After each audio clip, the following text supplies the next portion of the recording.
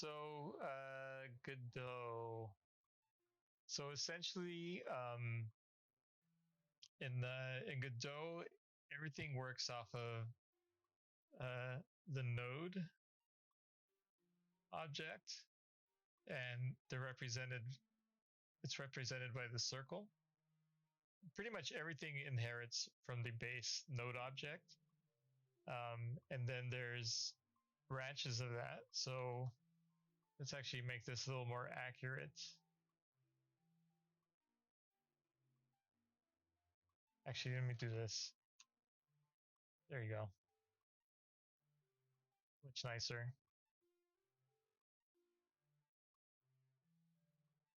So you have a regular node, then you have a node 2D. There's also a node 3D, and then you have a, of course, this one just is called control.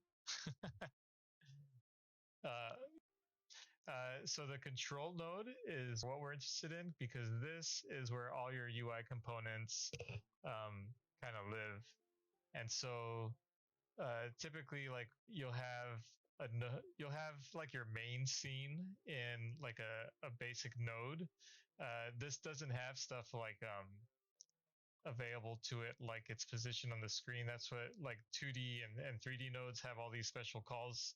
So these are like your four general global classes, I guess you could call them. And so everything's built off of this. So if I want to build a label, which this is the little icon. Oops. Uh, so this inherits everything that's available to the control, and then it's a special version of the control for label. And this has like a spot for text and an icon. And then you also have something else like a, for looking at web, like if you want to create like a div, let's say a row or something or a grid, then you have different types of, like you have a VBox, I think it is, VBox container. And then maybe you'll populate that with a bunch of containers, right? And then and that's kind of how it works. So now let's load up Godot. So here's something super easy and pretty common, right? So you have the main menu, right? And this is a special type of node called a canvas layer. So you see I can mouse over that and I get the little tip right there. So it's a type of canvas layer. And you'll see here on the right when I select it. So here's this bottom section. So that's what I inherit. This object inherits from the node class, right? The thing that everything I click on at the bottom is going to have this little node section because everything inherits from that, and it comes out of that. So that's the node, and then the actual canvas layer type that's contained in this little section right here. And so these are relevant to the canvas layer object. And so this is to, you have your layer here to set, your layering number. You can turn it on and off. You can set an offset value so it doesn't appear where it needs to. And these are just here, right? And then I also have a vignette that's very subtle. You can't even really see it, but it's also a canvas layer, so it looks just like the other canvas layer. I'm using it by attaching a script to it, and then the script is what's giving it the vignette. So it's just using the canvas layer object as something to affect. And then these are little scripts connected to it. This is the color rectangle, so this is just what I'm using for the background. And that's what gives me my blue. And then the good stuff is here. So I have two. This is a little wacky. Let me see what. Okay, see, I need to rename these. This is pretty bad. So it says margin container info because originally it just had the build number, but eventually I added the title, the subtitle, the copyright on the bottom, and then there's the original build label. Shop container. This is just an empty object where I'm going to throw the shop into when the player clicks on the item shop button. And you see these are labels, and in here you can edit the text, and you can always edit these through code, if you just want these to be placeholder. So there's that. And the way you want to set it up is in your project settings is where you're going to set your ratio, like your viewport width and height, your like target that you want. When you say inherits, for example, position of the parent, it's transferred to the children nodes. Yeah, so if I move this margin container, then they're all going to move together. But these nodes, the 0, 0 for these is based on the parent. So I can move these. Well, I can't move these because I'm using this margin container, which is keeping everything kind of anchored and in place. But so if I grab this main one, yeah, they'll all move or not. Oh, well, you know what? This doesn't have, it does have a transform. Well, it has an offset. See, this is a little funky. I don't know too much about canvas layers. I just dropped those suckers on because I know that's going to mimic the viewport settings that I set in the project settings I just showed. And then I can just set these using these shortcuts to kind of, I use this one right here. Let me see if it full rect. And so what it does is this will always match the viewport rectangle. So if you go on a monitor that's a different ratio, it'll adjust it. Canvas, where the things appear like a frame in Figma or a page in Photoshop. Yeah, that's one way to look at it. So this could be an artboard or a frame, right? And so this is all the stuff in there. These could be frames. I mean, essentially, if you want to compare this to Figma, then this node is your frame, right? Anything can be a frame, right? In Figma, you group it under something and then that becomes a frame. And so usually in here, you pick something that makes sense to be the main part of what you want that little grouping to be. So for instance, like the player, I made it a character body 2D. Another approach could be like, so let's create a new object here. Let's say a new 2D scene. And so we can call this the player. And then maybe in here, we add a character body 2D, right? And you could do it that way. But I like to just, and what seems to be the way to go is just make that base what you want it to be, that type. I mean, you can change the type later, but I don't recommend doing that because you have to remember to update the script, because in the script, if you're familiar with programming, you gotta, this is going to extend character body 2D because this is a character body node, right? You can give it a custom player or a custom class name. So it's kind of like a namespace,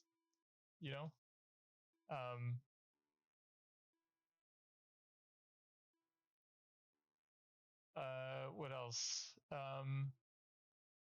So yeah, so like if you were in Figma and you had this margin container using this, I got to go to 2D mode. Using this will, watch here, I'll just show you. I'll just change this to like 300. And I think, there you go. I just have to turn it on and off. So now this main menu only goes 300 wide. And everything bleeds over because I haven't set it up to kind of grow with the canvas. This kind of moved a little bit, but there's I have certain limits in there. So you see here, it's still, overall, this is too big to work with this small size, but that's kind of how that's going to work. What was this before? 640? Is that it?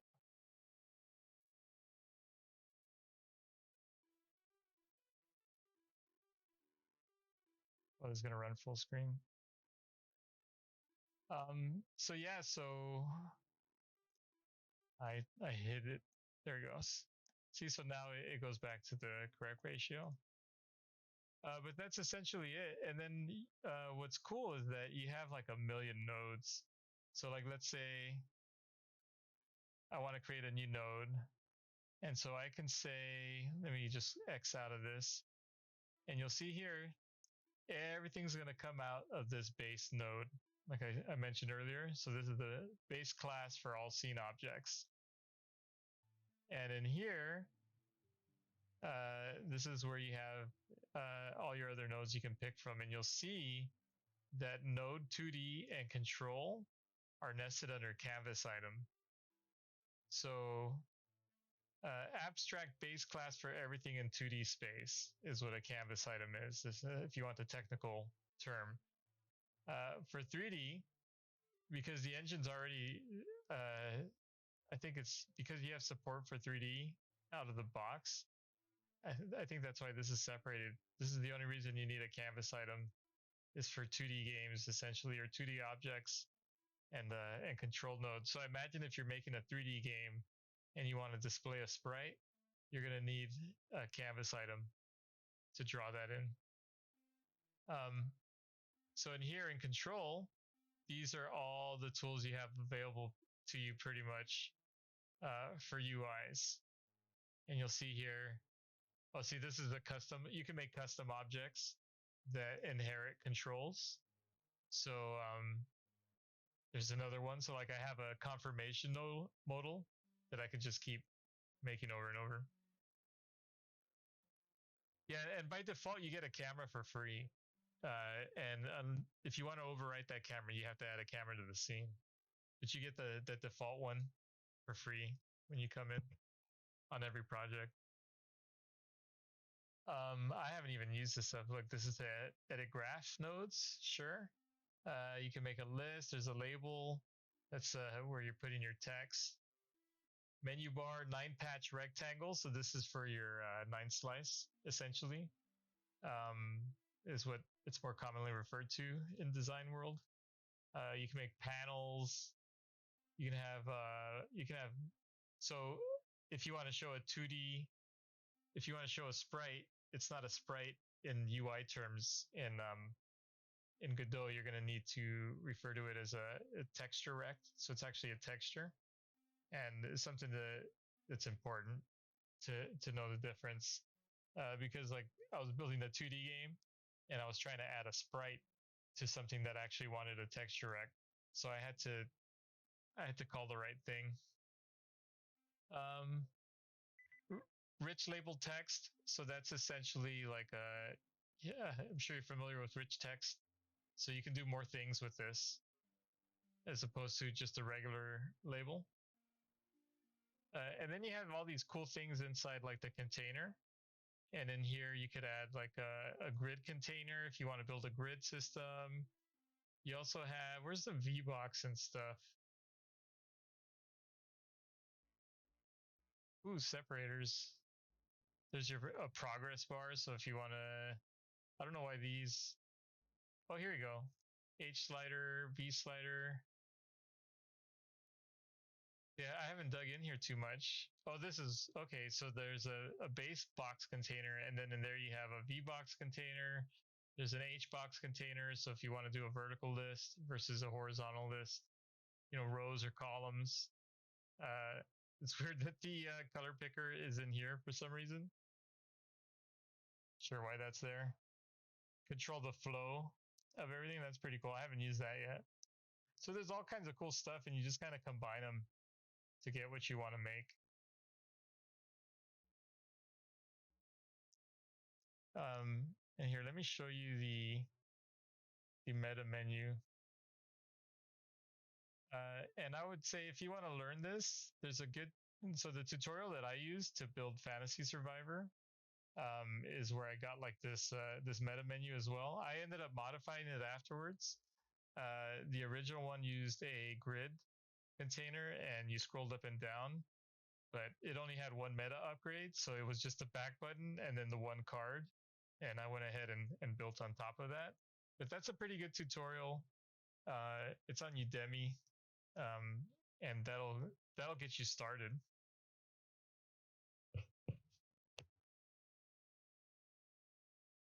Oh yeah, the break timer did go off. I was kind of thinking of taking a lunch break. It's already 2 o'clock. See, I had 2 pieces of cake. That was my lunch. That's so bad. I'm gonna have to eat something good for dinner. Yeah, I'm trying to think what else. So I'll take a quick break and then you can come back and talk about this. But let me give you a link to that.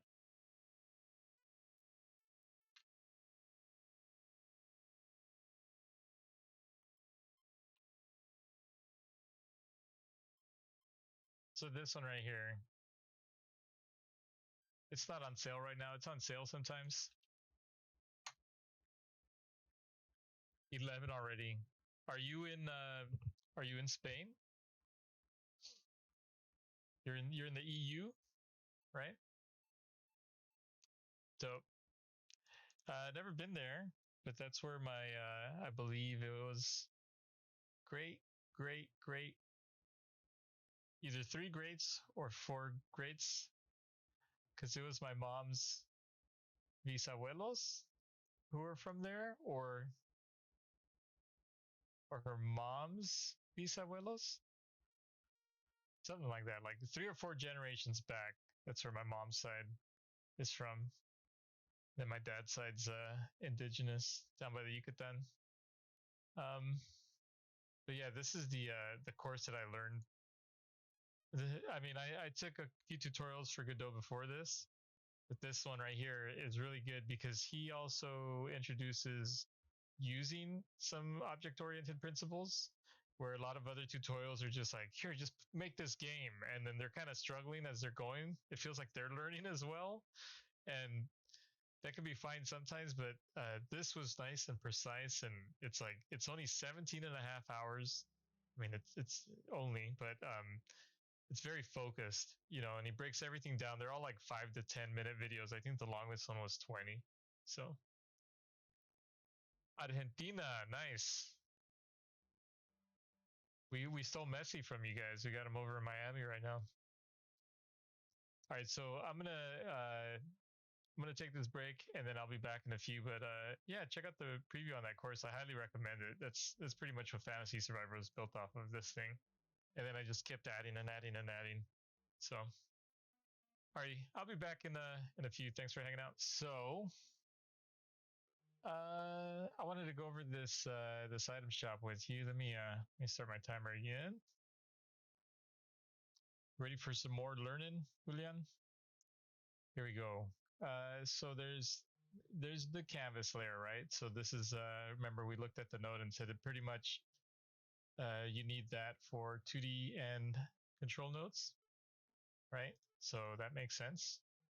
I'm sure I learned that in the tutorial, but you just glossed over it. And so here I'm using a texture rectangle again for the background, and I'm just setting the color via the modulate. I could have just used a color rect, I guess. There's no reason why this is a texture. I don't actually have a texture assigned. I have a blank canvas texture. So it's different. There's many different ways to do the same thing. I'm sure you're aware of that. As it goes in Figma and other things. So, and then so here's a control node, and I have the control node using these settings to kind of stretch all the way across, and then the label is kind of is set to expand with the full rect. So it sets its anchors based on the parent. So if I resize this, it would kind of move as well. So so there's that, and then we have content container. So then there's a scroll container, and this is set to horizontal. So it's shown here, and then I have the vertical disabled. Bunch of other settings. It's also set to use up this full rect minus a little bit. I've kind of moved it down. And then within there, there's a margin container, and this is going to make the children kind of respect some margins. Respect my space, fool, essentially. And then the content container is a horizontal box container, and this is where we drop the meta upgrade cards, like so. And then I'll just duplicate these, and you'll see now the scroll bar shows up now that there's enough stuff to actually scroll. So so yeah, and so you can think of these custom objects as like a custom variant, right? Is that what it's called in Figma? It's been a while. I just do it so often. What do you call that? So if I want to a component. There you go. It's a component. And then you have variants. So these are essentially components, right? So I can go in here and it's its own scene file. And then in here, I have a bunch of other stuff and I can embed other components if I wanted to in here. And this is essentially the base class for the cards. And then when, oh, I should have deleted those meta upgrade cards. So when I go back into the menu, where'd he go? So these are the actual ones getting added through code based on a database. So you can do that too. So like I have a JSON file that I create from a Google Sheet that has like the sprite path or the name of the sprite to use, the name of the item, and it populates, it uses that at runtime to build this list. And then these are the ones that I was showing as an example. Yeah, so like you can click on one and it'll pop up a little dialog, and this is just another control node with a panel, essentially a panel, and then you have rows. So you have like the name row, the icon row, description row, and then the button row. And then if you don't have enough currency, then it's disabled. I got to fix these states. It's not the prettiest. I kind of started, it's like bit off more than I can chew pretty much. And that's why I moved on to the next project. But like this is the same thing. It's like another little panel window. Options is in the little window. But yeah, I mean, there's not too much UI going on. There's some in the game. So you have these here on the bottom. So the little party cards, the party member cards. And then each one of those has these little components with the abilities. And as you get new ones, they get added in here at runtime.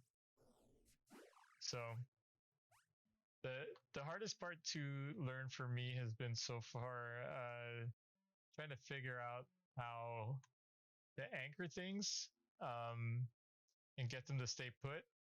It hasn't been too bad, but good UI tutorials are far and few between because usually, a lot of people that make Godot games are indie developers and they have very limited UIs. So that one video that I linked yesterday is probably the most in-depth one I found. I haven't looked through it. It looked like a 3 or 4 hour thing because he's got like a ton of videos. So it's very good. Oh, which part were you talking about there? The party menu or the cards?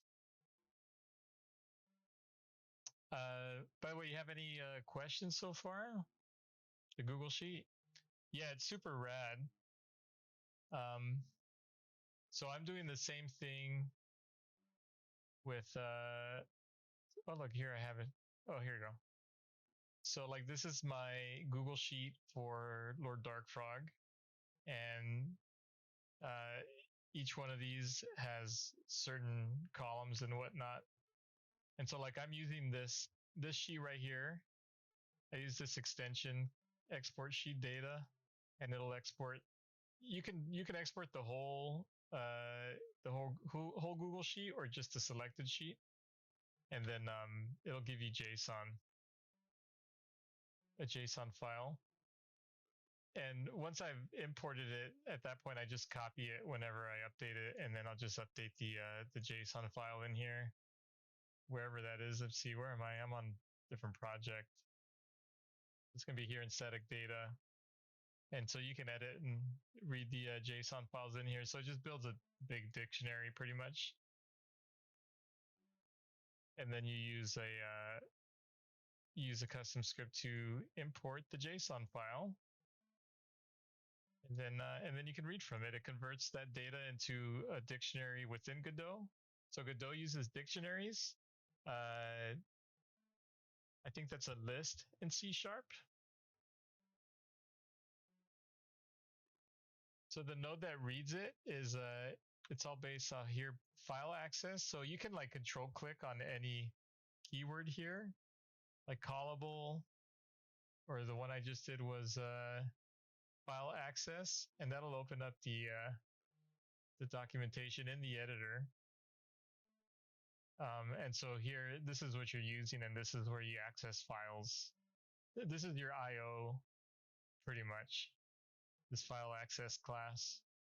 And it's always available, because every node has this available. So you can use this in any script, essentially.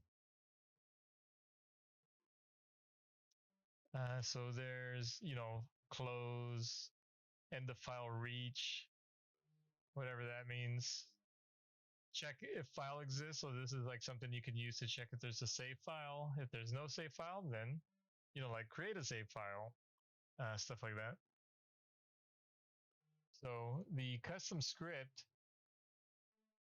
does things with it. So for instance, I'm using it I store it in this variable, this data file. And then I use JSON, which is its own class here.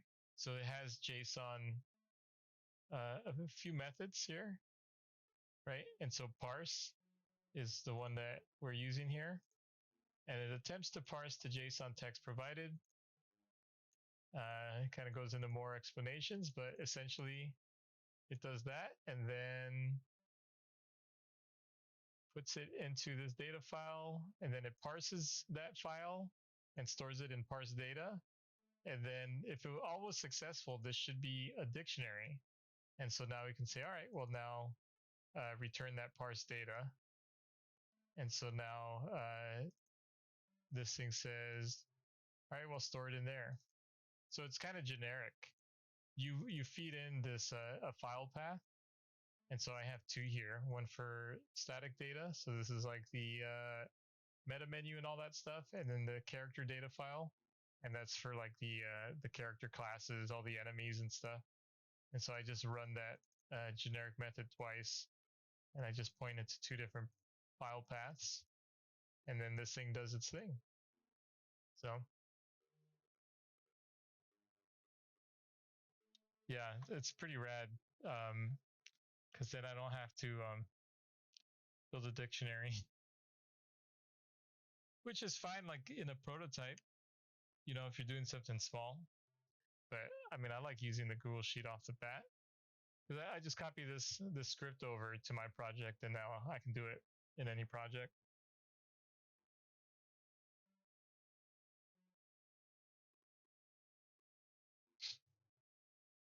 Yeah, so I didn't come up with it.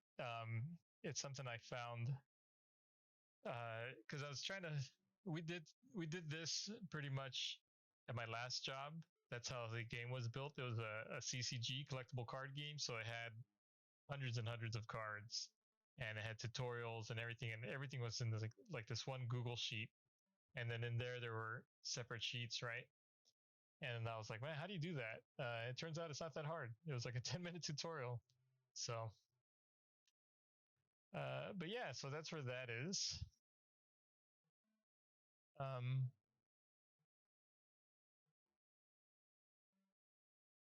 What else? What else today while I'm in here? The end screen is too big.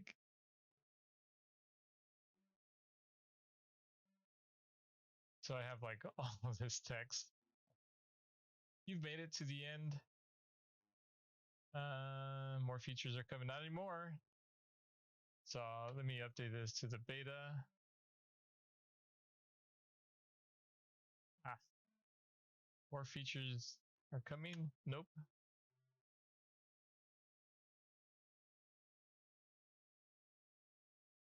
There we go. And then now this should fit. So, oh, this is weird. This should be growing.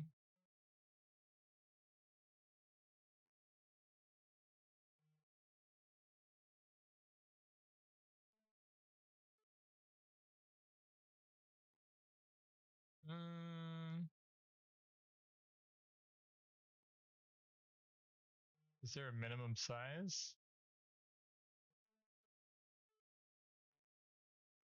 What's going on here? Is it the margin container?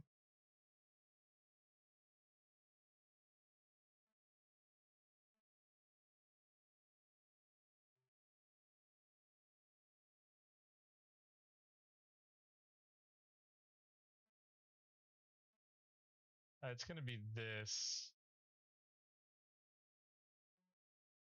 But it's only 8. I'm not sure what's going on here. This should not be this tall.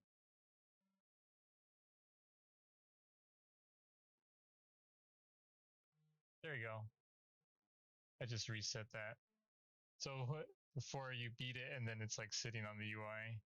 See, but this should be sitting in the center of the screen.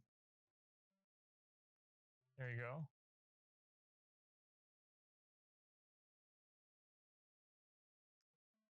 So the container is like a flex box.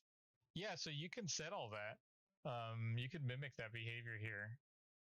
I believe the flex box is it's a CSS setting, right? That's a kind of expand. Is that right? I've read books on HTML. I've never done it professionally, so I'm just kind of going off of old knowledge. Yeah, like auto layout in Figma. Yeah, so pretty much these all inherit that, right? Because if you see in layout, this layout section is under the control node. So every single one of these nodes has that ability, has all of this stuff available because it all inherits it. Like the only thing that makes this color rec special is this color setting. You know, if I reset it, it's default to white. Honestly, I don't even know why that's there. Oh, I see. That's the background.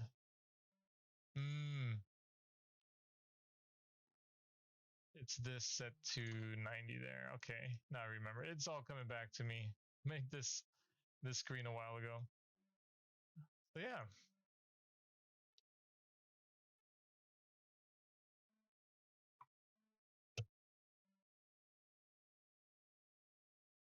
Yeah, you know, you can use it as an overlay.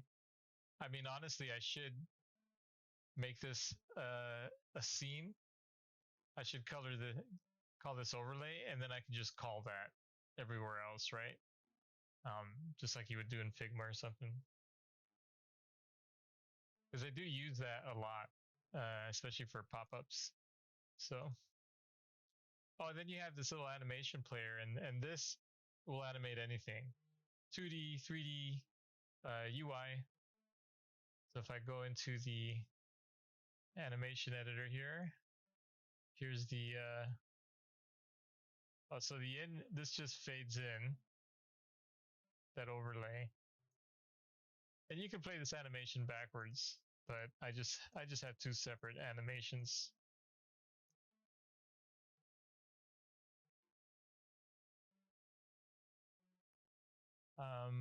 What has the meta upgrade card should have animations too? Let's see.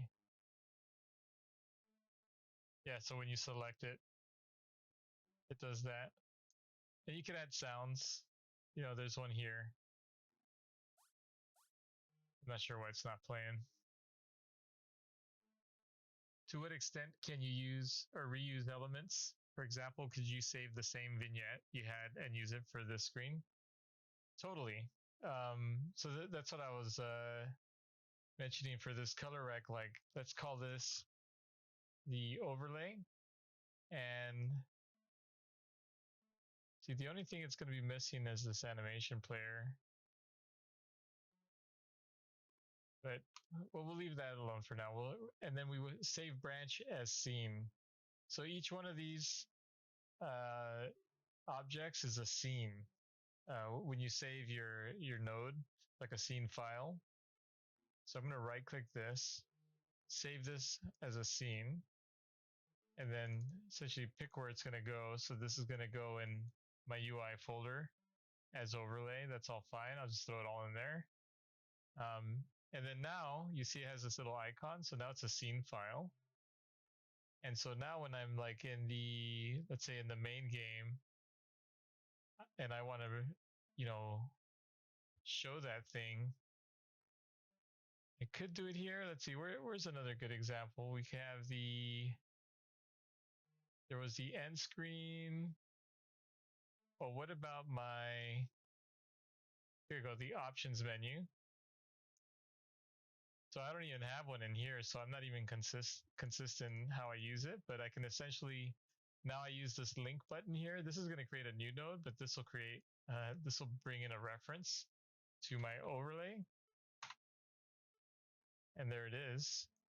And I just got to put it behind the margin container, and there we go. And now if I want, I can right click this and say editable children. And now I can change this color here, and it won't affect the actual base one. Because that change was done locally. Oh man, which one was I on? There you go. So now if I reset it here, instead of going white, it goes to the color of the overlay scene. But if I change it in here, I can reset it to white, change the color here as well, the opacity. And now when I say this and I go back here, I just got to turn it on and off and on. Not sure what's going on there.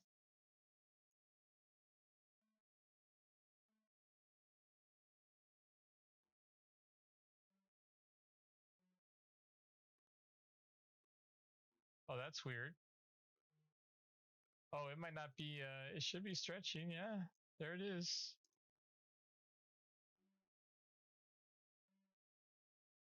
Well, there goes. I guess I don't know what I'm talking about. I mean, it says it's the right size there. I'm not sure what's going on there. That technically should work. Yeah, so it's an instance, essentially. But I'm not sure why this, see it's showing there, right? If I go here, the orange is there.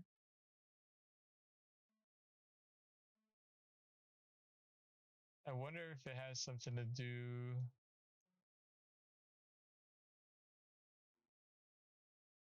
Oh, it doesn't have a control parent.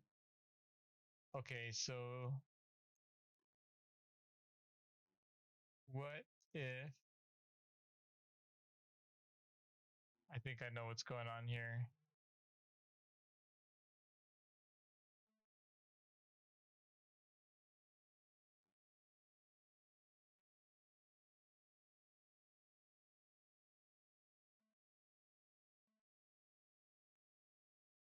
Honestly, I don't know what's going on here. What if I save and close this and then come back to, what was that, the options menu? That is so weird. Well, it goes to show you I'm still learning. That should work. So I'm not sure what's going on there. and I don't have the mind to figure that out right now. But that should have worked. I like how, of course, it doesn't work right now.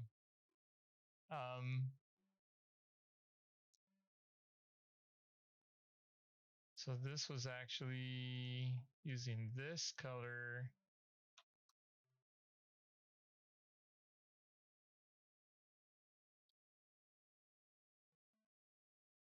I wonder if it's because of this animation player.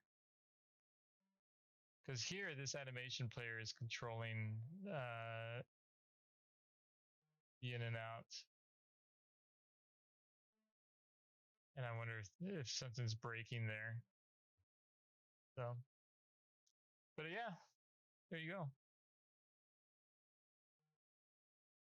And what's cool is you can like make anything its own little scene. You know, like at some point I ended up making the tile map its own scene because I was thinking of making other levels. And also I just wanted to have everything be its own thing. Yeah, seems like this canvas modulate never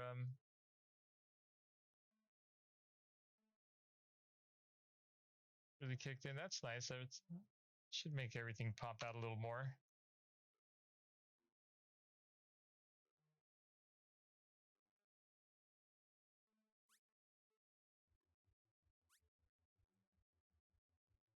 Oh, look, everything's super dark now.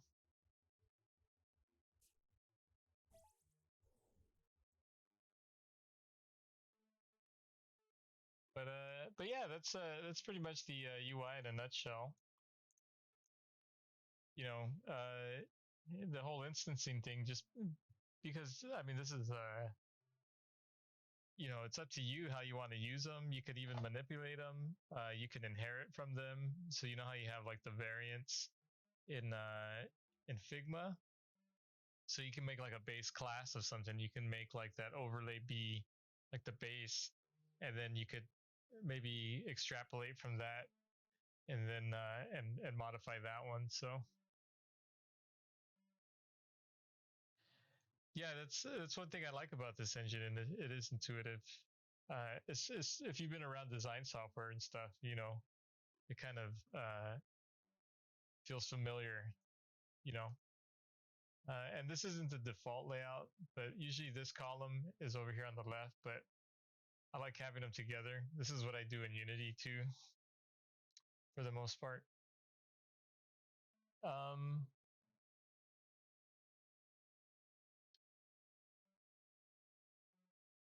built for use, yeah. And it's one cool thing about it being starting small, you know, and they're like slowly putting in things that people feel should go in, and there's a pretty good community around it. It has its issues, but I mean, every engine has its issues. Some of the major things are, well, it's a smaller engine, so it doesn't have a million features in there. But it's great for making small games, you know, and it's lightweight. Like my game file sizes come out so small. Let me see, where do I have this?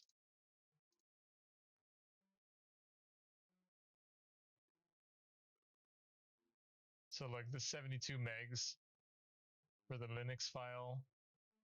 The Mac one, when you unzip it, is about the same. Web, the zip file comes out to 10 kilobytes. So I think what's what 10 megs. So the exe, like the Windows version, 70 megs. So it loads fast.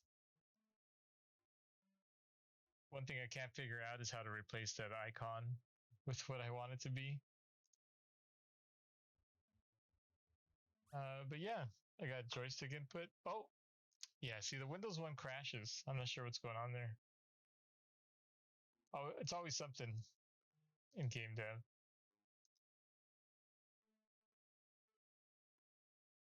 Trying to think what else.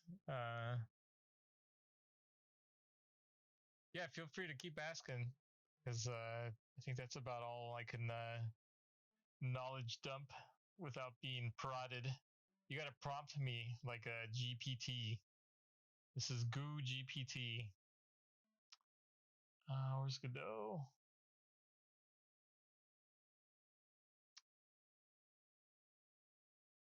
And what's cool is, the script editor is decent. The thing I don't like is sometimes this thing pops back up and then you just have very little space. So I need to watch a video or two. I've already got visual code on here and I've got it set up for GD script. I just got to figure out how to make them talk to each other. The best workflow, I mean, essentially what you do for, let me see, mainly what assets can you import? Like, can it handle SVGs, animations? And what's the best workflow for making assets to import? So the first one, let's dig around and find out here. We can go into, I think it's a docs. There's a bunch. I don't know them all off the top of my head. I use PNGs. You'll go to assets here. So for fonts, you could use TTF files. There you go. You see here, I'm using PNGs. You could also do a tile set or a tile map and use that as well.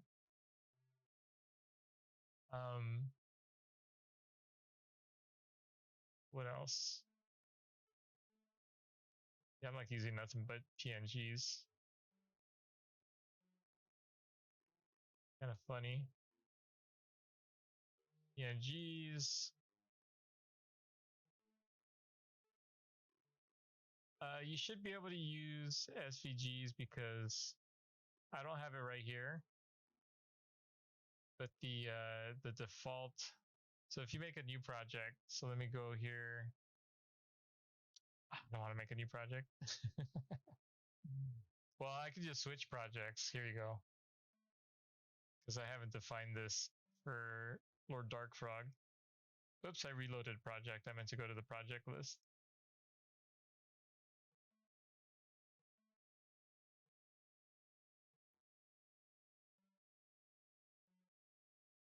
Like, I work a lot with vector graphics, which I imagine could be useful if they could be recolored or modified in engine. Oh, you're not being a bother. Don't even mention it, man. I mean, I invited you here, so don't worry about it. So, I mean, SVGs, from my experience, aren't very performant in a lot of engines. I'm sure there's some way of you could use SVGs in here. I've always been averse to it.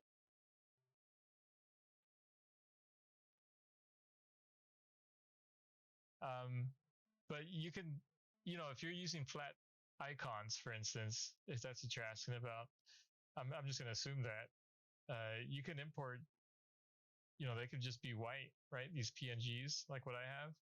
And then you go into there, once you have a sprite in here. So here, let me grab a sprite. Each sprite, or each canvas item actually, because this comes from the canvas item, has a modulate property, and that'll tint it. So like here, if I had made this white and then change this, but you can see here it's kind of working there. It doesn't work as well because it's not a white object. But yeah, you can do the same. So if you want to make your icons flat white textures, and then in here, in code, you can have them change colors like based on their state, things like that. So the way I normally work, I mean, I'm using PNGs and I'm using Sprite to build my UI. But if I was doing this for like a job and I needed higher quality, high res images, essentially, I like to work in Illustrator for icons just because of the shape builder tool and all the vector tools. And then I will export I'll set it up to export everything as like I'll export all the layers, and then spit them out from there. So if you're not familiar with what I'm talking about, let me show you real quick.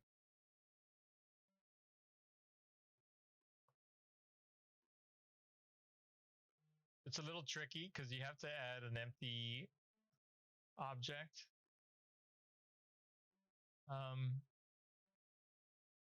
Haven't used this in a while.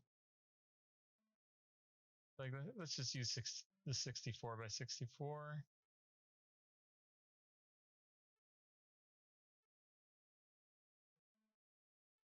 All these new updates are making my computer feel old. This runs fine in on my Mac.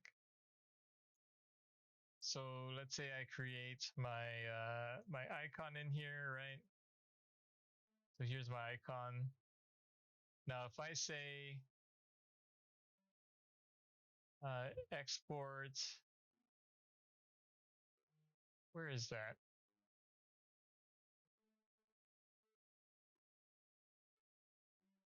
Asset export. So this is what I like to use.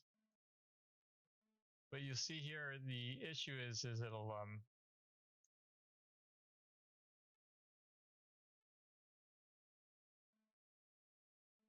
export this. It won't export the full 64 by 64 artboard. So usually what I'll do is I'll actually make one that is the size that I want, essentially. And then turn off the fill in the stroke. And then now I could say icon. And you see now it's 64 by 64, right? So now I can drop this sucker in here, get rid of this one. And let me center align this. And so now when I want to export it, I just use this thing. I don't know if you use that or not, but that's typically how I do it. So I'll make an icon in here. I'll add an object that's the size of the canvas that I want it to be, and I turn off its stroke and fill. And then so when I export this, I'll just do it to desktop. Successfully complete. It says untitled. Oh, because that's my document is untitled. So now if I go here to desktop, what did I call it? Oh, I put it in its 1x folder. So there's my icon. See? And then, so something's up here. This is black for some reason. I don't know if that's actually in there. Let me see. So it is. So maybe you have to set up the transparency. And it's been a while.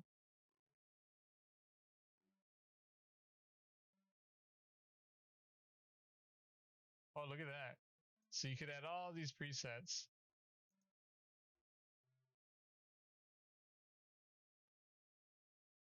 Export for screens dialog. This is new.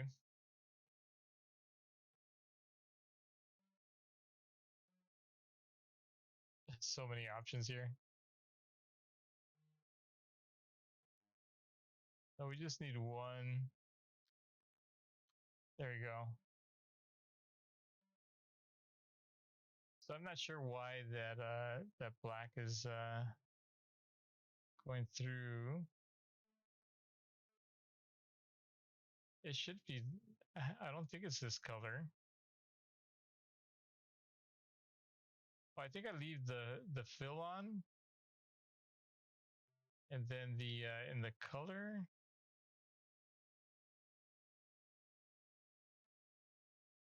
Turn that down, and then let's try again.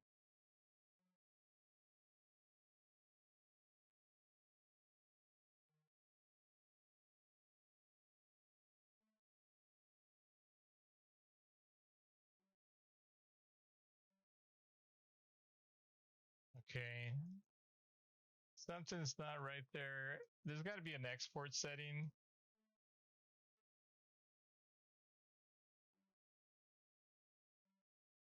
Aha.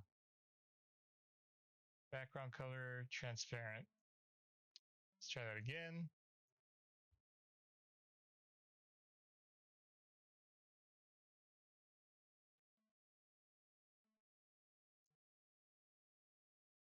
There it is. And there you go. So if we want to do what we were talking about, we grab that rectangle, right? Let's turn off the stroke. And let's, so now it's a white fill. So let's re-export that. And then, oh, cool. That's actually referenced. I didn't know it kept a reference to that. So now we can take that into, what project am I in? LBF. So I'll go into here, put it in art. Now it's in here, right? So now in here, you see it's now in here in my file system. And so now I can drop it like on this texture here. And then change its color here. So there you go.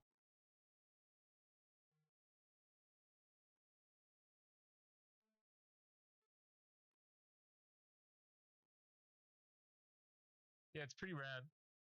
It's pretty versatile. But that's typically my workflow from Illustrator to an engine, if I'm even doing that. Honestly, I mean, I haven't done UI work in a long time.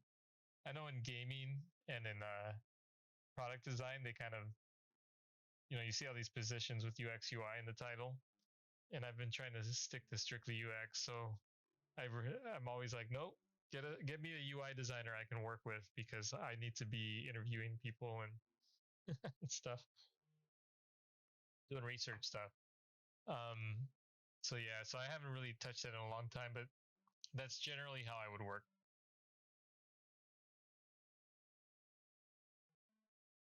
Didn't know about the modulate, huh? Yeah, they might. A lot of times, they might be familiar with a different engine. Oh, bummer. Create an asset for each color. Yeah, so that's what I did here. That popped up in one of the Fantasy Survivor textures.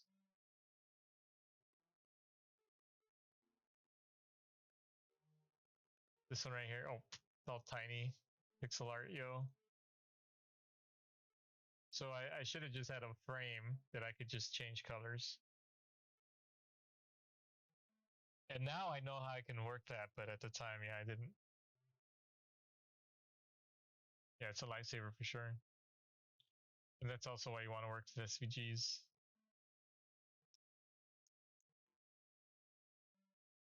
Yeah, I get it.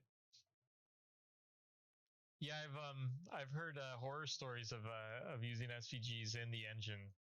Now, if you could bring your SVGs in and then have like something that runs at runtime that converts them into textures, that'd be pretty cool.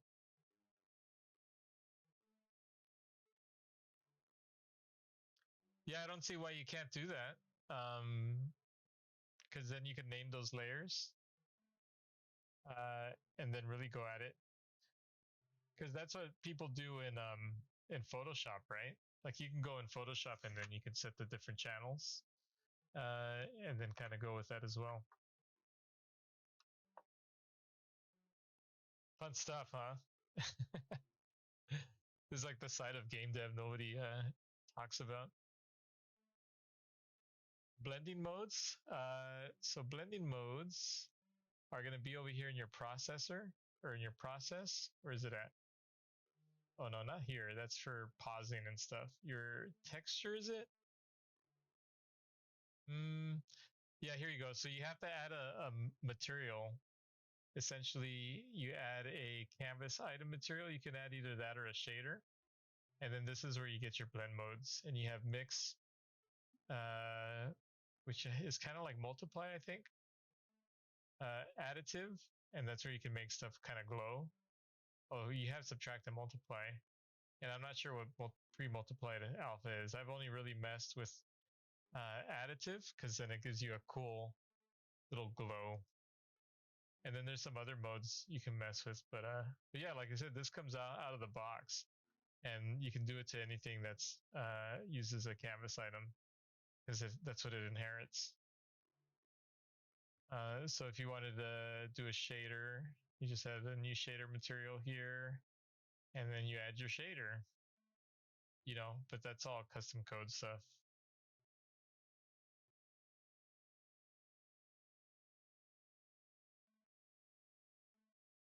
Oh,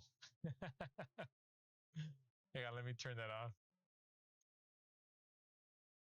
There you go. And you see, it's like so hard to find a good spot. I guess because of my screen layout. See, the viewport is on the left, but as soon as I switch to scripting mode, then that's where all the code is, and then my camera's in the way. So here on the right, so you select something like a sprite, or I mean anything really. You can set anything's material because it all inherits from canvas item, right? Any 2D object or canvas item, or I'm sorry, control node. And then you add this new canvas item material. Open that sucker up. So once you add something in here, you can access that thing's settings by clicking on it, and it'll expand this little section here. And then this is where you have your blend modes. So right now, oh, that's the collision shape. It's hilarious. See how now it's glowing because it got set to additive.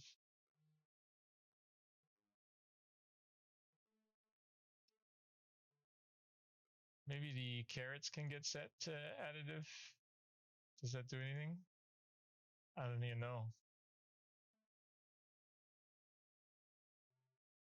See if that does anything. I don't think it will because it's behind in front of a white texture.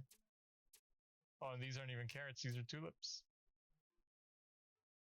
I call them carrots, but I'm lying. It's a generic pickup item, and then my default one's a carrot texture, but then in the code, when it fires up, I set it to a tulip.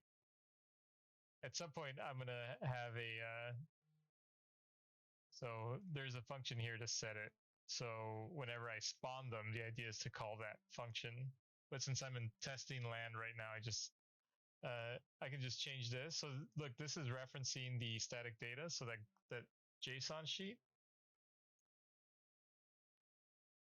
And then there's the tulip, and then I just put the tulip in, and it goes into the database, and it looks for the tulip, and then it gives me the sprite tile number from there.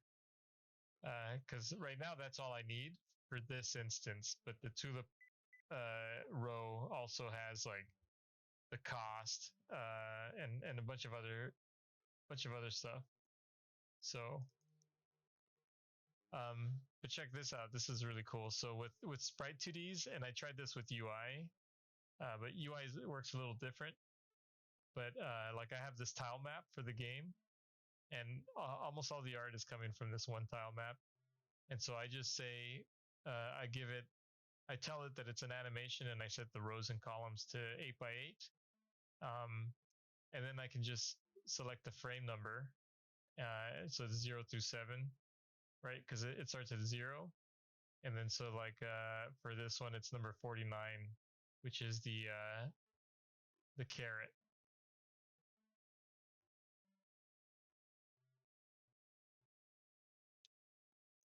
So yeah, I think I'll take another short break and then maybe come back. But yeah, let me know what other questions you have. I'll be back in a few. I know you said it's late, so animation, like a UI animation. in particular? Yeah, we can go over the animation stuff when I come back, and then I can show you how that works. It's pretty intuitive. I like it. They didn't try to reinvent the wheel. Like, if you're familiar with curves and keyframes and you know, animating specific properties, it's all here. So I'll cover that when I get back. Yeah, there are curves, but they were wonky. So I'm gonna put a caveat on that one. But I'll show you what I'm talking about when I get back. But I'll be back in 10. Let's see here. So animations. Um, so animations are handled by the animation player. Let me find one. Let me find one that I'm using. So the character has one. But we are talking about UI. Maybe I'll just let me open another instance of Godot and open up the other project. Okay, so what has an animation? So first you got to go in 2D mode to be able to see it. And then, so this is going to toggle between. Oh, usually I hide that. That's like the Unity asset store or something, you know, something similar. So where's an animation? That doesn't have an animation. This has an animation. Because mostly I handle these animations with tweens, which is pretty much an animation through code, and they're pretty good if you just want to like animate a property in and out or in or something. And so here in the card, there's an animation player, and it first it needs a root node. So essentially, what is it that you want to animate? Give me the root node of that. So like the first node, the node pretty much. So you reference in this case the meta upgrade card, and so now when I go to create, let's say this will be blank when you come in. If I want to create a new one, I'll just leave it new animation. So now when I say I can add track, you can do it this way, and there's all these different things, right? So I can say I want to animate the property, like let's say the scale. Click on the property track. Click on the meta upgrade card because this is what I want to scale up and down. Hit OK, and then what do you want to animate? So select your property, and you can do a search, or you can come down here and find the appropriate one. So the scale is tied to the control node portion of this node. So I can just grab that. Oops. Ah, that's cool. So it kind of populates this down here to let you know all about scale. And then I'll just hit open. And now I can set keyframes here by right clicking and inserting a key here. And so, you know, you typically want to adjust your timeline to something you like to work with. I like to use frames per second. So I'm doing my background is in animation, so I like using frames per second, and I'm matching it to like what a sprite animation would use. So maybe it's playing at 12 frames a second, and I use that, and then so that's what this will kind of snap to. Over here in this field, you still see the milliseconds, but here if you hold down Control and use your mouse wheel, you'll zoom in and out. You know, you can use this thing too. And so now you just left click and drag, and you can move that little marker within the defined range. So this is the length of your animation right here. And you see it stops here. So I want to scale this. So what I typically do is I just hit, I click on it first, and then I move over to the next frame. So I want to scale up and then back to 100. So like a pop. And so I'm going to reuse this key. So I just go to 2. And while I have that key selected, I hit Control D or Command D on a Mac, and that'll duplicate the selected keyframe. And I'll do the same thing here in the middle. But now I click on that key, and over here in the inspector, I can adjust the values. So I'll unlink this. Actually, I'll leave it there. and I'll say, 1.5 across the board. And then the easing, so I can say, do it ease in to that big scale. It's in the middle, actually, between these two. So I like to do ease in, ease out. And then this one I'll set to ease out. And this one to ease in. And you see the icon changed. So that's one thing to take a note and see, boom. So now I hit play. Oop. Now I hit repeat so we can keep seeing it.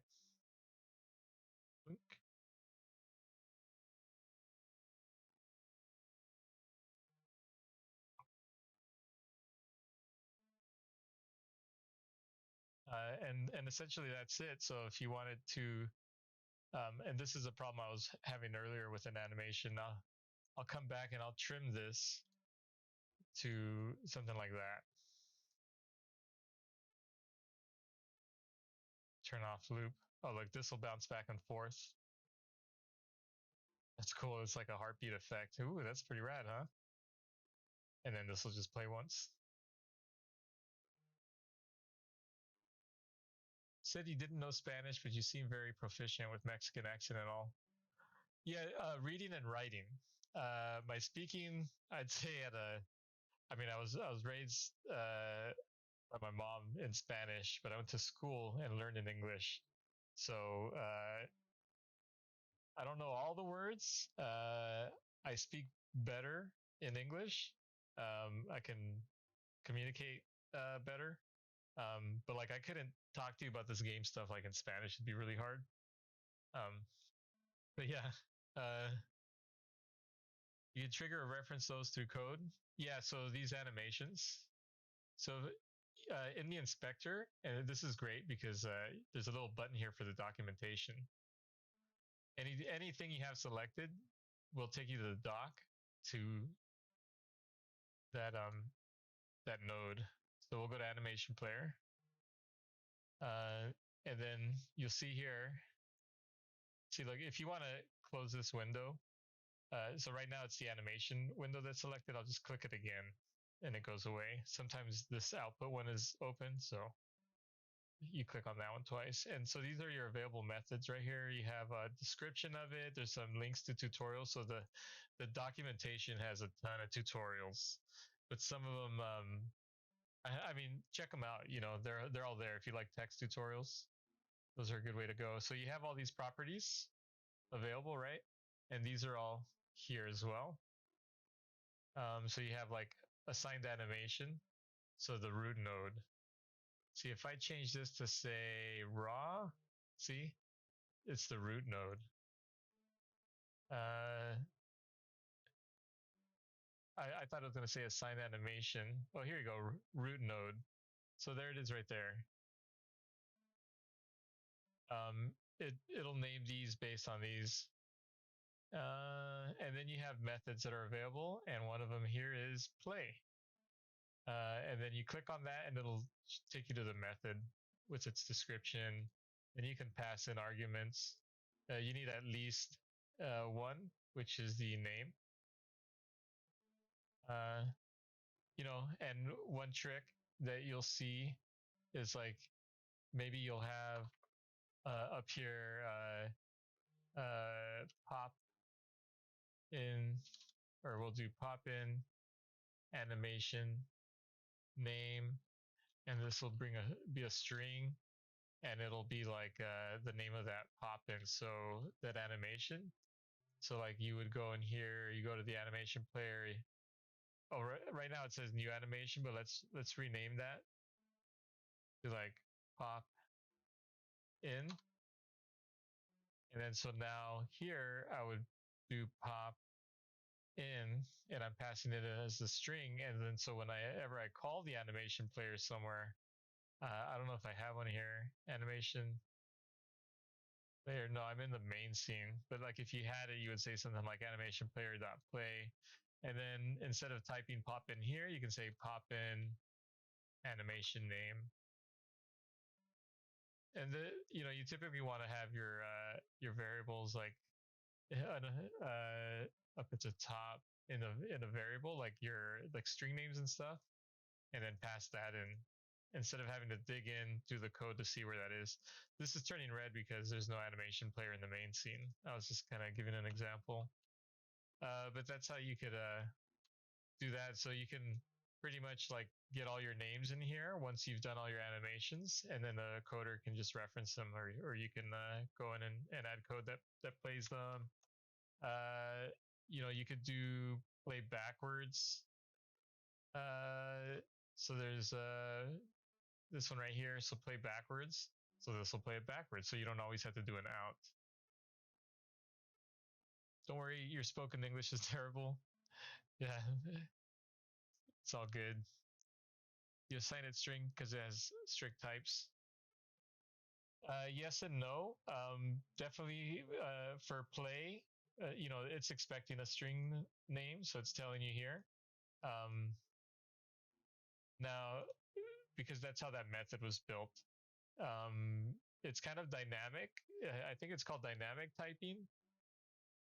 And that's where when you create a variable, you don't have to define what kind it is. Like if I want to say some number and we'll set it equal to 1, at runtime, if I don't do anything with this 1, as long as this stays like this, it'll say it's an int, right? And I can cast this like this, and I'll guarantee that this is going to be stored as an int. But then I can't do this because that's a float. And so this should turn red, or it might convert it. Because like you said, you say dynamic or strict types. So it might be dynamic, where I think it'll convert that.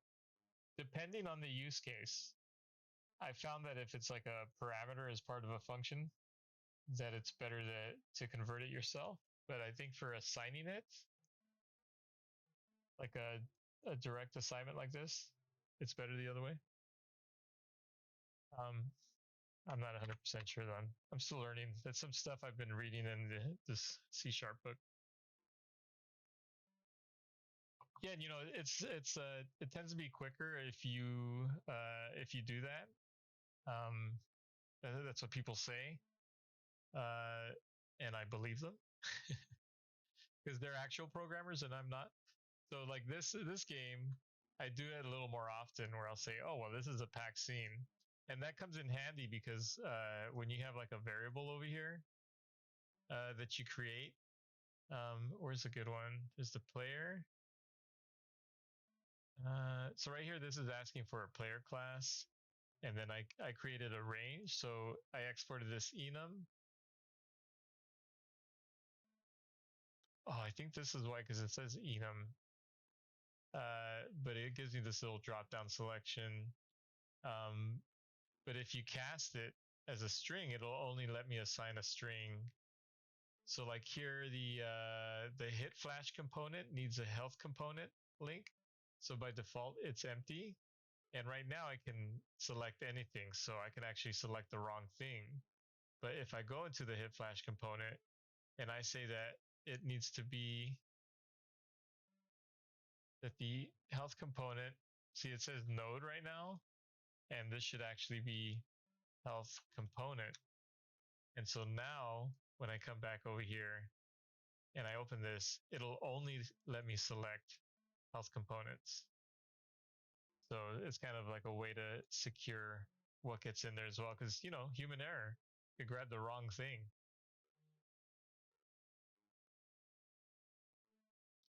Yeah, it's pretty sweet.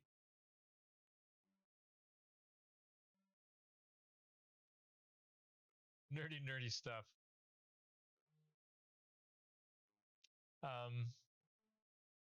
What else? What else? What else can you do with animation? So you could also add track. You can call a method. So call method track, and then you say, okay, well, pick the node that you want to call the method on, right? So just like a property, you select, well, what is it that you want to change? So let's say here you go, the audio player right here. All right, so now I have a track or a lane for a keyframe here. I hit insert keyframe. It says, well, what function, or well, here they're called methods. Which method do you want to run? And so here's stuff that comes from the script. Let's just play random. Let's just use that one. And now it's on this key and I can put it anywhere, right? And now when it gets here, oops, when it gets here, it'll run that method. You know, one thing to do with like a bullet. Yeah, well, here, let me play it. Oh, I think it'll only do this at runtime. So yeah, so let me get rid of that. You can just hit this little trash can right here. Oh, and so here's we were talking about curves and stuff earlier. So before I get to the curves, you can set the transition type here, and I usually leave this stuff by default. Continuous and discrete. Yeah, I haven't really messed with these a lot. I did end up running into discrete in the tutorial that I ran into to set up the state machine for the frog in the other game, but that was somewhere else in an animation tree. So discrete, what's the equivalent in Unity? It pretty much like snaps to that key. Like there's no transition, right? Like if it was, as opposed to a curve, like even a straight curve from one keyframe to the next will still kind of transition there, right? This one will pretty much go, it's right here. It won't do anything until it gets to the next frame and then plop. Or you know what? As soon as it's greater than, as soon as the position is greater than the key, it'll go into that next keyframe value. So it's not going to wait to get to the keyframe as soon as it passes the last one. So let's say there's two keys here. So on a discrete animation, as soon as this blue line moves past this diamond, this keyframe, it triggers this. So as opposed to waiting or transitioning on the way there. So that's what discrete is. Otherwise, you do continuous, which is what everyone's more used to, and it's like a curve.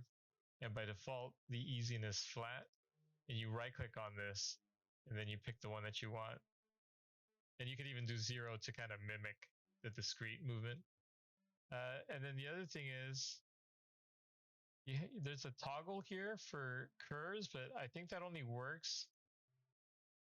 Bezier curve track.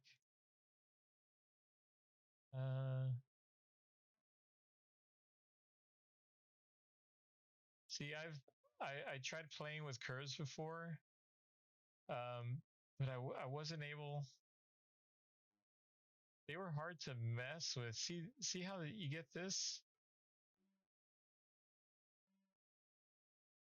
And oh, here we go. So I was having a hard time selecting handles. Is what I remember about curves here. See, they don't grow, and they kind of do, but there's a lot of snapping here. Here we go. There we go. And then here's your curves. There you go. So that I just needed to turn snapping off. I kind of toggled it on in the middle of another tutorial, but then that threw me off and I left it alone. But there you go. There's your curves. But yeah, and also because they stopped drawing when they get to this edge. So you saw by default, these two were really close. So the handle was off screen. So, but also, you know, you can also just use, if you switch here, and you could always just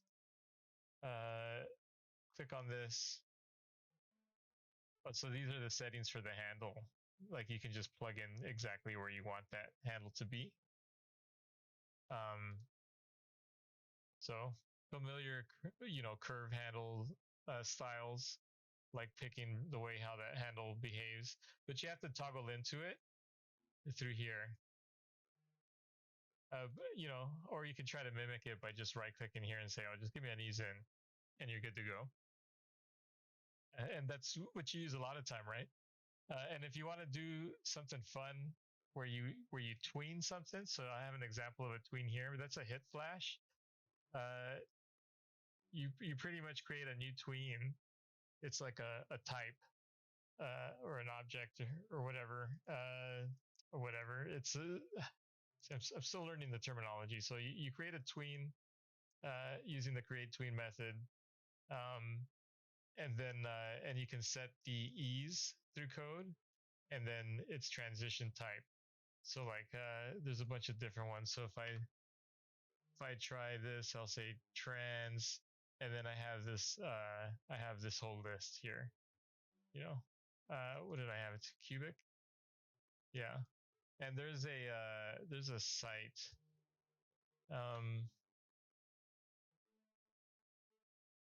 Here you go, easings.net. That kind of gives you an example. Like if you hover over here, it shows you what it would look like if you use that. If you used ease in and then bounce, or ease in and elastic. So maybe you don't need to mess with the curves because you can just make one or use one of these. So there's the link.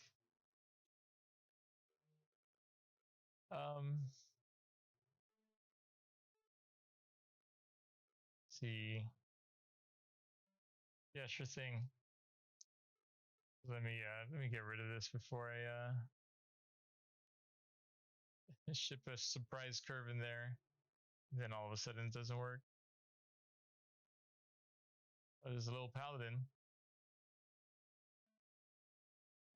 So yeah, that's animations, and you can pretty much animate any property.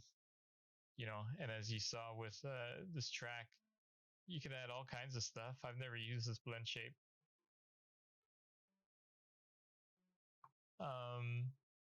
Audio playback, so you can just select a something like this stream player right here directly.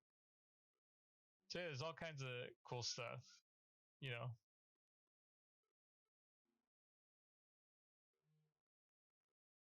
Seems like you can make procedural animations. Oh, totally.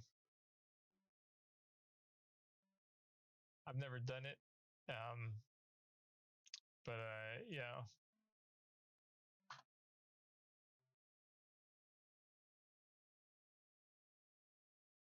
But yeah, that's animations. And you can do all kinds of cool little tricks. If you just want to animate like one property, a lot of times you can do it in code through a tween. And I believe this to it. There you go. So here, I'll just run this scene and you'll see it in action. It'll be up here on the top left. Oh no, it'll be in the center. So you see how it popped in? But I don't actually have a pop in. Do I? Maybe I do. No. The overlay has an animation, but that pop in is happening through code. So on the ready function is pretty much like when the node first gets brought into the scene, this method triggers. There might be another one before it, like init or something, but essentially, so I just tween it in the beginning. So it's kind of split up like this. So this is center the pivot of the end screen. So this just moves the pivot offset. And then this tween to pop the panel in. So you create a new tween, and then you say, well, tween the property, which object? You say, well, the panel container. So this thing right here, not the canvas item, but this, right? And then which property, the scale value, and you'll notice this theme a lot where you have to pass it in as a string. So you wrap it in quotes, and then you say, okay, well, what do you want the new property to be? So this is just setting it to 0 so that it starts at 0, and then in how long. So it's pretty much just set it to that instantly as soon as this gets loaded, and then tween a property again, which object, that thing, its scale, actually scale it to 1 in 0.3 seconds, and then use this slash to just separate this out. Otherwise, you could do this if you wanted to. It's just this starts getting really long. Oops. Right? But you can break up your code that way where you say, oh, this is getting a bit long in the tooth. Let's just add a backslash and hit enter. And then you can separate that out. And then you set the set ease. So you notice I didn't do that here. So it's optional. You know, I just want it to start at 0. There's no transition. But now I do want to set an ease out and a trans back.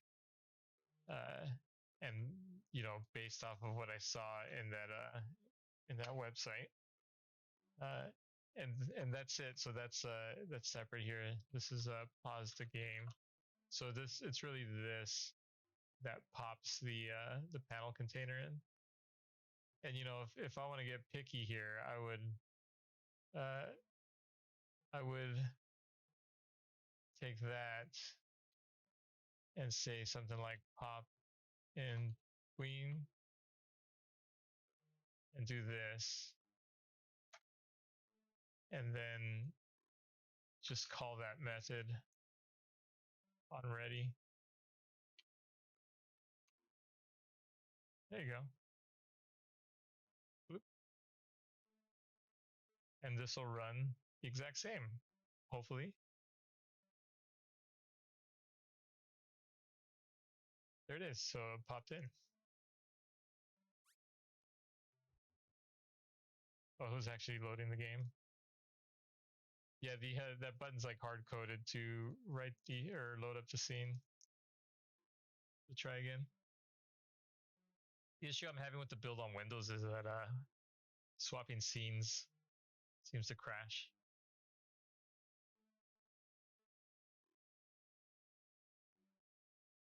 Yeah, once you've done it a few times, it's like, oh, okay, and you can do different things. So right here, I'm doing tween property, but you can do something like tween dot tween, and there you have these 4 different ones you can do. You can do a callback method. I'm not sure if you're familiar with callbacks, but essentially you're saying when this tween's done, use this method. So you select that, you have tween callback, and then in here you would put the name of the method, like maybe load main menu, right? So I can pop that in there. Is that expecting a string? Let me see, tween callback. No, it's just a callable.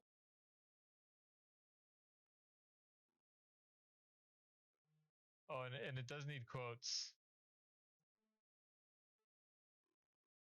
So you'd have to do that.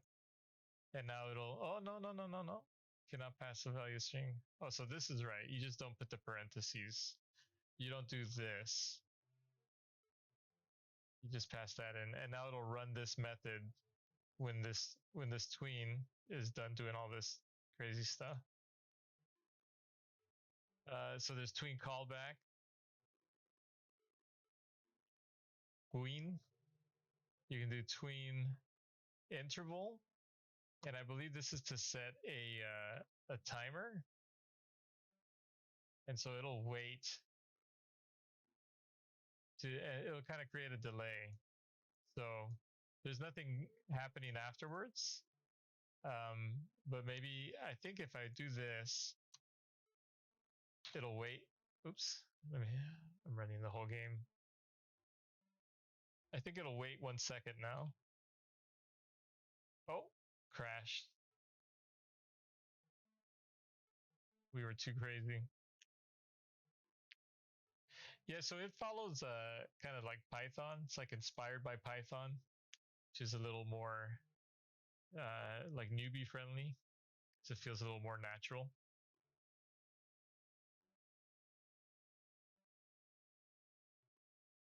That's right. So now let's try this again. Oh, there it goes. It should wait a second and then do it. Yeah, see? So I just changed the order. So that's, did it crash again? Wow. So use Godot. Very stable.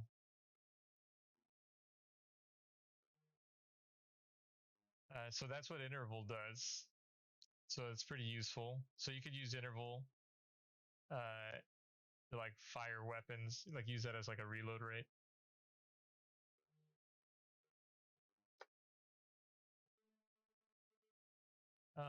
And then there's tween method.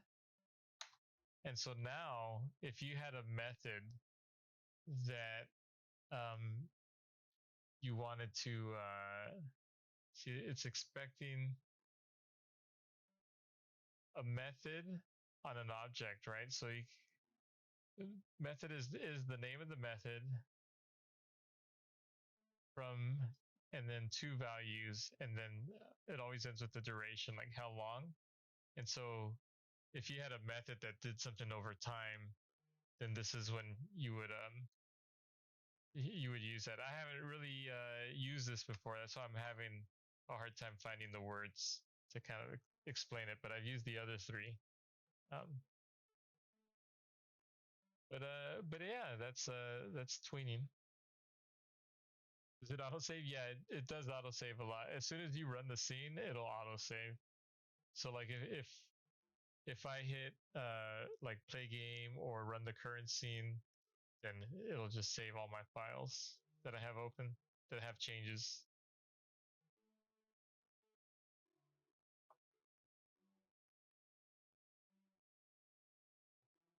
All these errors.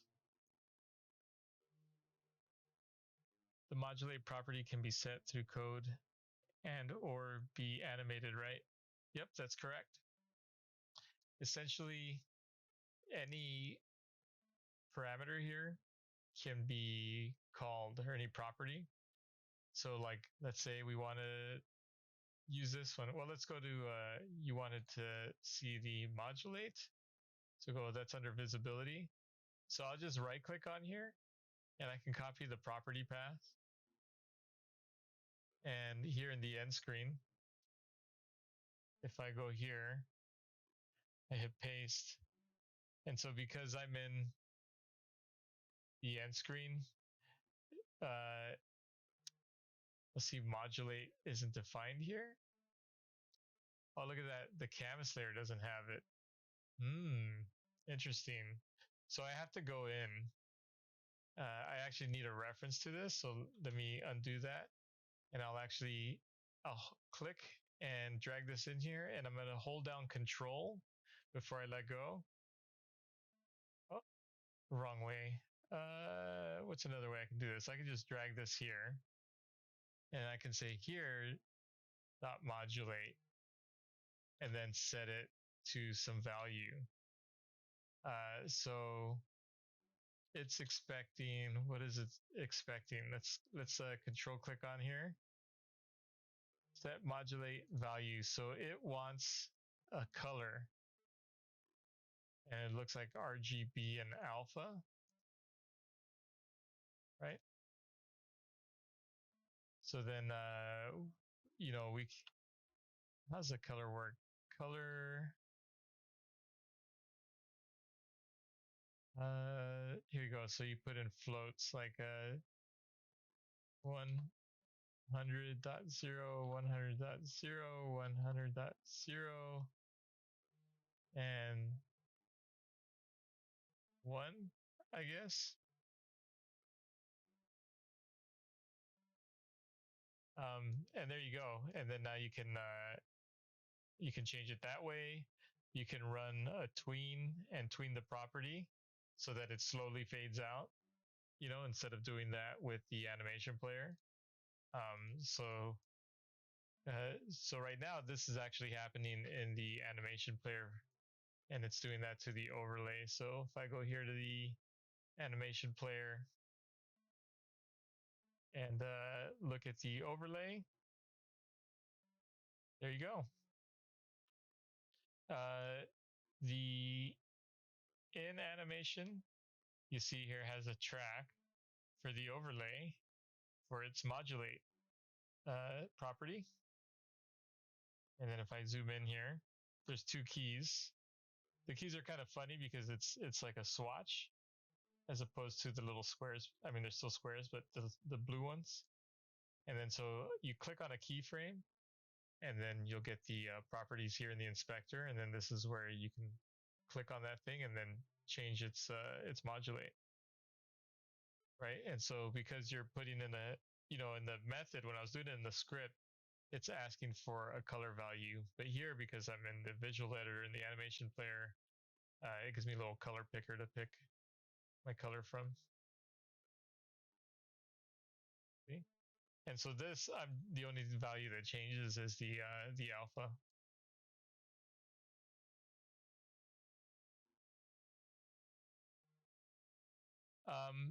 The hex values, yeah.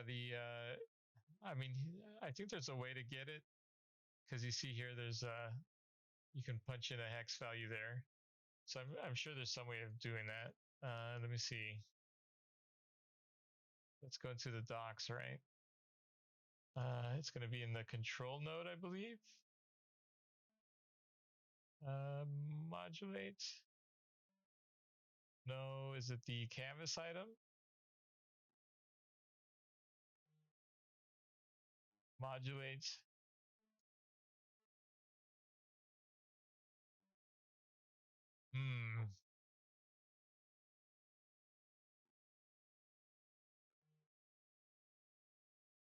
Oh, this. Oh, there's modulate and self-modulate. Oh, interesting. I never knew that. So this will tint everything that's its child. So if something was in here, another control node, it's going to tint that as well, unless you set the self-modulate, which is pretty cool. Learn something new every day. Yeah, so, but you can do this, watch. If you still wanted a color picker to set that up some other way, let's get rid of this.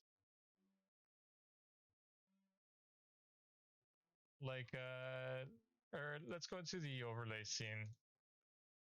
Oh, there's no script here. Let's go back here. So like here in the end screen, right?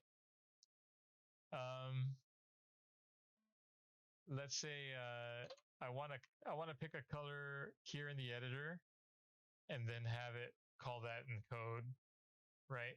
But you have, let's say, a hex value that you want to pop in. Keep bringing up, so you keep bringing up modulate because you're salty about needing it, not knowing about it. That's funny. So here, this is what you would do. You would go export var, and then let's say overlay color, right? Or we want to be specific, right? Or overlay modulate color. And then you say it's going to be a color. And then I save this. And then now here, I can pick a color and I can pop in that hex value. So I can go here, grab the blue and set this to 90. So these are the settings that the overlay currently has. But now I can just pass this in. And then so if I want to go, let's just say when this comes in, I'm going to set the modulate of the overlay. So here I'll say in that overlay dot modulate equals overlay modulate color. And so right now you won't see a difference, right? But if I run this, it'll look exactly the same. And hopefully not crash when I get back out. See, so right now there's no difference, right? Oh, there it goes. So use Godot today. I implore you. Oh, damn. So you can set values that can be exposed to the inspector. That's awesome. Yep. Unity has something. Yeah, yeah. So you can do it all through code if you want. You can pop up a color picker like that, you know. So now you just have this here, and that's something that you can ask your tech, your engineer, whoever's implementing it. Say, hey, give me that value, and then if you have it open and you want to change this later, you can just come in here and change this, and you don't have to go into the code. And it's just always going to update it based on what's set here. Uh, you know, but like if you just like look over the docs and you know what to ask for, like you can ask them, hey, just I'm going to make an animation player and hand you all these animations. A lot of times a tech artist will handle that, right? So if you're on a small team, you might do the UI and the tech art section, which is taking that UI and building it, right? And so you can just set up the animations and then tell them, hey, look, here's all the animations. Here's an animation tree to use as a state machine, and there you go. Are you trying to get work in games? Is that it? I think you mentioned that in the chat. There's a lot of people trying to get game jobs right now, and it's a hard time right now. But if you can be a tech artist, a UI tech artist, I think it's a UX does what is it? A UX engineer at Google, I think is what they call them. So in gaming, they're typically called tech artists. Um, but I feel honestly, as a UI artist, like you want to learn this stuff anyway, because I mean, you're gonna. There's two things, right? Not only can you design the UI, but you can build the UI, and you can do all the animation, and you can set up all the hooks for the engineers to like make it work in the game. Another thing too is you can go the itch.io route. Like I have this really cool um where is that?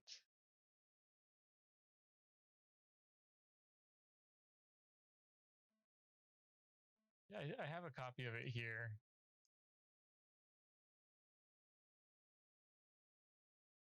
There it is. So I got this cool tile map from itch.io.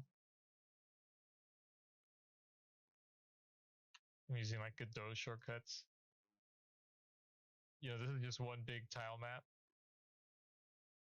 Um, but you can grab something like this and you have all these 9 slices, or make something like this and throw it up on itch. But I was going to say you can grab this if you want to learn Godot and not worry about the art. You just grab this sucker here. I think this one might have been like $5-10.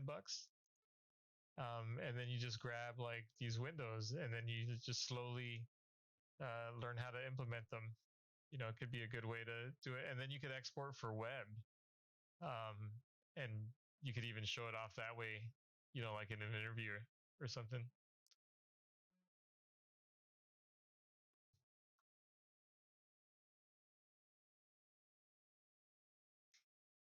Well, you got to run to sleep. Thanks a ton for the crash course. Oh, totally. No, I mean, thanks for coming by. I'm glad I could help. Uh, it's it's nice to talk about this stuff because then it's like, oh, I actually have learned some stuff. You pop over again soon. Yeah, anytime, man. I'm usually here. I think the schedule I'm going to be trying to keep is like Tuesday, Wednesday, Thursday, because the other 2 days I need to do other things. So But yeah, hit me up anytime, whether it's here or in the Discord. More than happy to help.